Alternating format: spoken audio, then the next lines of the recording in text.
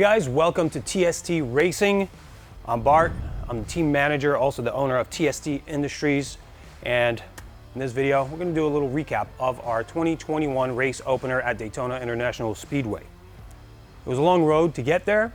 We had several objectives on our minds. We had to run the Daytona 200 and several ASRA and CCS races split between several riders that we support. We had Alex Ferreira and Chris White in the ASRA and CCS races, and then we had Gabe Wingard on the R6 in the Daytona 200.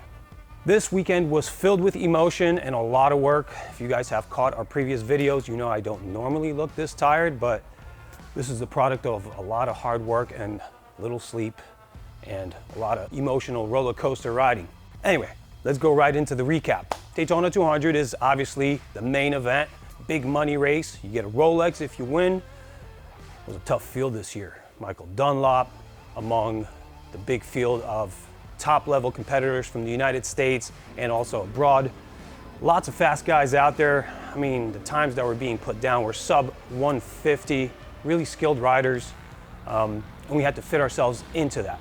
Now, Gabe has developed his bike over the years and he's run Daytona 200 before, and we had really nice success and get really close to that top 10 spot.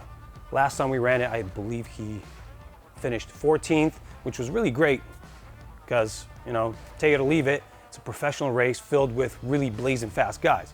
This time we were trying to at least put down the same performance or rise above that, but unfortunately, the stator blew some coils and took Gabe out lap 20, I believe, and then the poor guy had to keep his suit on and just hang out in the infield island, propped up against a truck, waiting for the race to finish.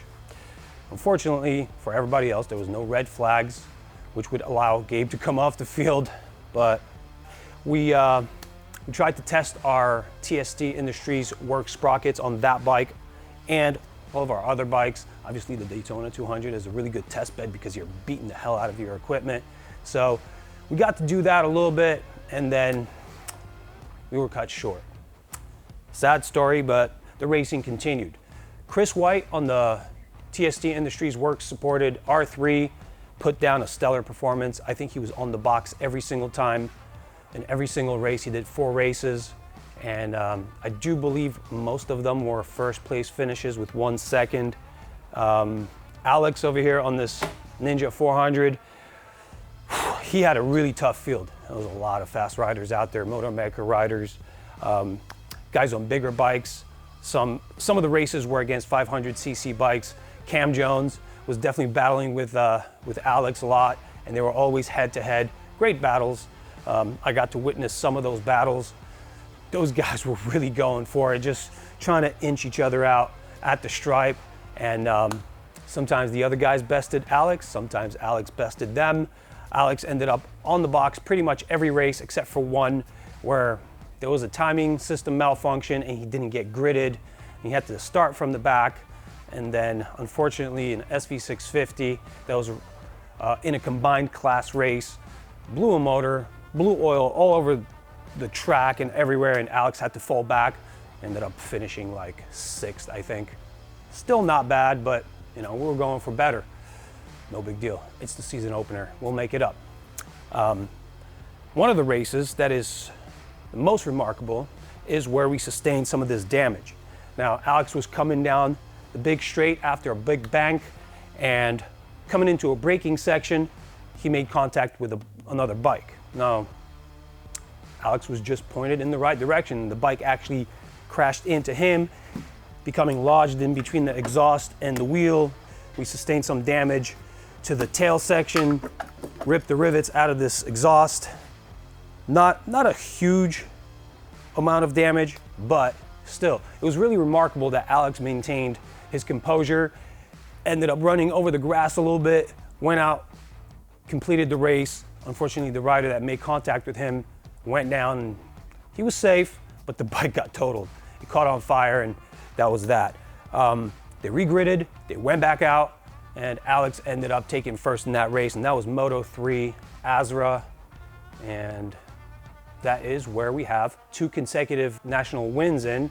So we are the defending champions.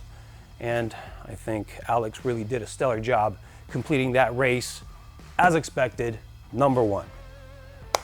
Now, like I said, lots of upsets, lots of ups and downs, but in the end, it's really, really worth it. It enables me to polish our technology and work with the guys and get their input and keep putting out better and better parts, and also get better at understanding what these guys need to win. Chris White also had a lot of good points to make, and I took away from that a lot of knowledge on how to set up these bikes and make them work with the fellas that race them. You'll see a lot more parts coming up soon this season. We have many great plans on new performance parts for Ninja 400, R6, and the new R3. So we look forward to that.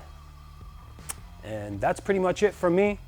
It was a great event. If you guys have never been to Daytona International Speedway to either race there, ride there, or watch the races, check it out. It's a great time. Hopefully we'll see you next time.